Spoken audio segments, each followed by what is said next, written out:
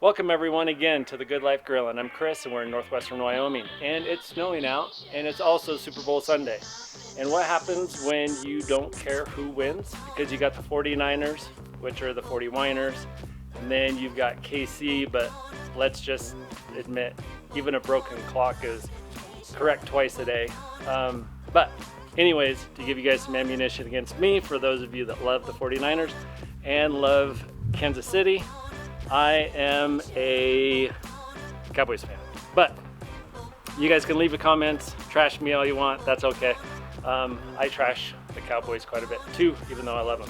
But today, we're gonna make our own competition. We are gonna put up the slow and Sear that goes into the 22-inch kettle grill up against the pit barrel cooker. We're gonna be doing some drumsticks, and we're gonna see at the end which one is the easiest to use and which one put out the best drumsticks. Now, we are gonna be going through some pros and cons of each. Just like pre-game, I'm gonna make my predictions, things that I've noticed in the past, and we'll see what happens today. It's supposed to continue snowing for the rest of the day. We'll see if anything builds up or if it's just gonna be another one of those days of nothing. But anyways, let's get to it.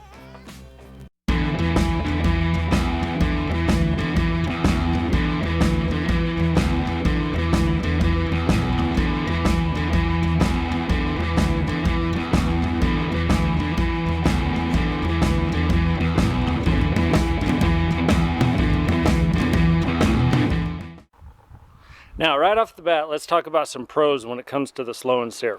So when we put our meat over here on this off side, the air is able to come up underneath and come out through here, and there's nothing stopping that from happening.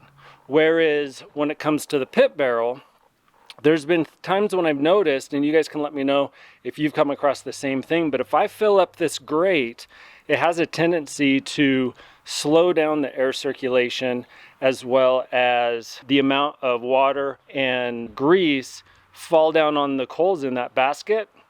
And it has a tendency to run a lot cooler, almost like it's putting it out. So to combat that today, what I'm gonna do is I'm gonna either leave one piece of rebar out or both of them out to see if I can't keep that, keep the temperatures up, because this whole thing is gonna be full of drumsticks. So again, this one, the cons of this one, here in Wyoming, the wind blows all the time. And so I'm constantly having to watch the temp. And so we'll see how much attention I have to put to that.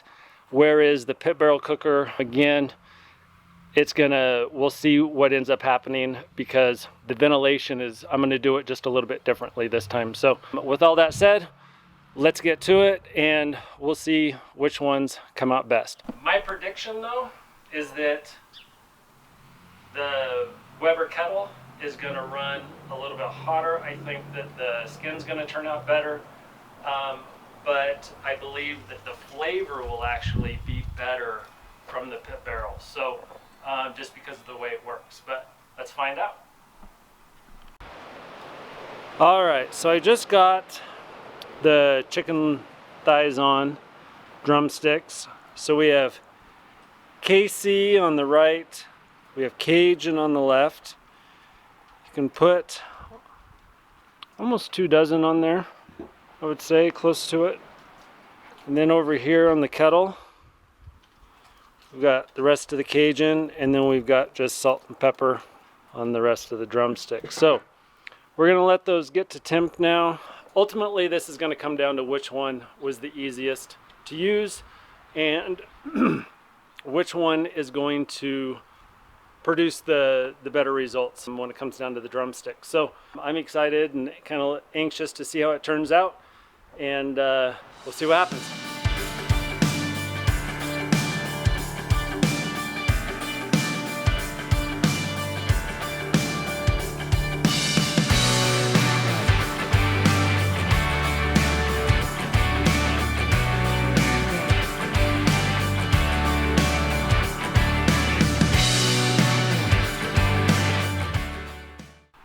So far it's been pretty interesting. So I finally had to come out and I had to adjust ventilation for the slow and sear with the Weber kettle. It was funny, I was just telling my wife, I'm like, man, I've gone out now like 3 or 4 times for the pit barrel, getting it up to temp again because it keeps dropping. But I hadn't had to one time go out for the Weber. And then sure enough, about 10 minutes after that, temperature started dropping, so I had to crack the lid. But we've got a storm coming in and the temperature has been dropping tremendously. So it's, I think they're saying it's about 28 out right now. Wind's blowing. Of course, this is Wyoming. The wind always blows. But now we've got our pit barrel temps. You see that? Gotten them back up to about that 330 mark, 335 mark. So I'm gonna close the lid back on that again. And then you can see here, I've got the Weber lid cracked also. So far, the one I've had to pay the least attention to is the slow and sear. And that I didn't expect. So we'll just keep an eye on them and see how they go. So this has been really interesting. As the temperature gets colder, the pit barrel is holding its heat better.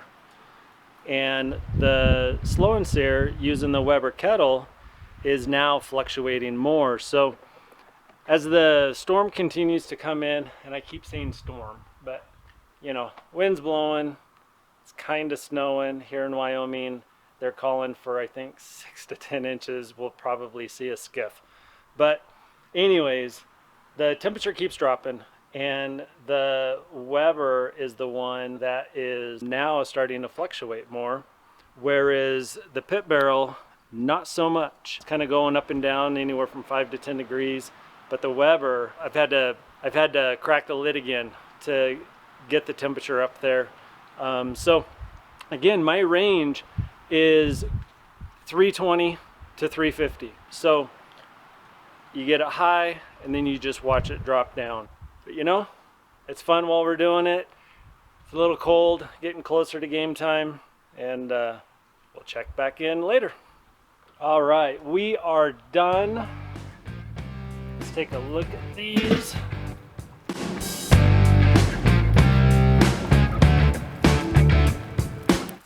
How beautiful is that?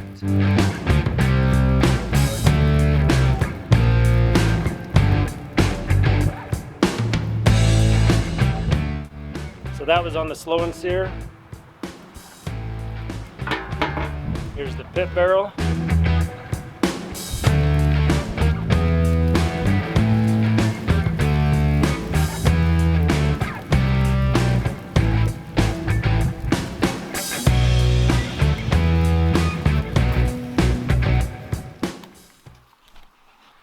Now let's get them off and take them into the house and see how they taste.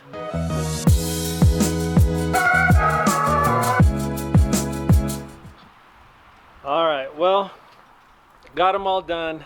Just had a couple of them. Now, I had 3 different rubs on there.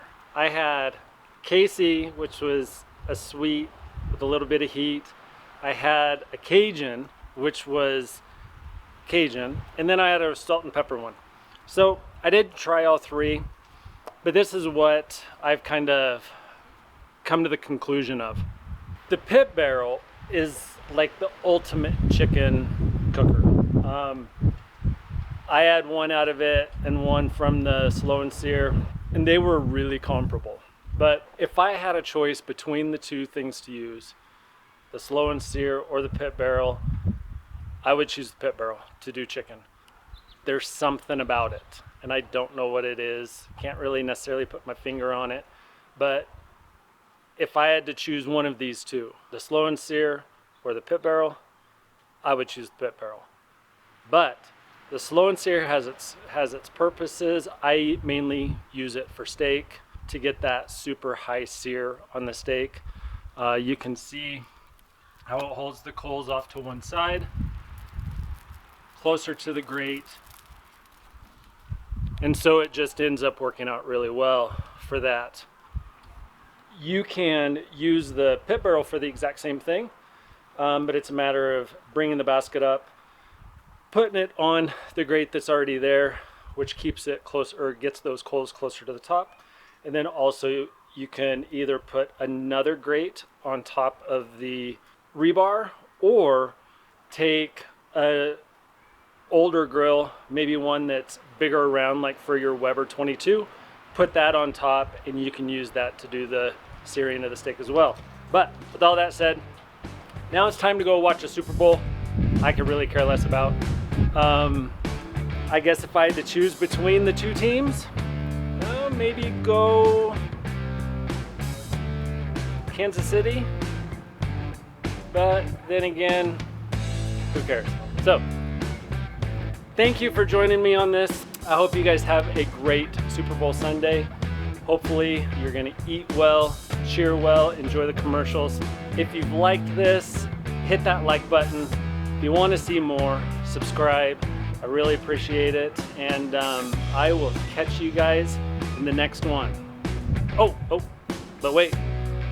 Always remember, the best barbecue is the one you're at. Thanks, and have a good one. Bye. All right, remember when I said that storm was coming? I know this is after the fact, but this is an example of Wyoming weather. We got a blizzard! Look at all that snow. Stupid weather, people.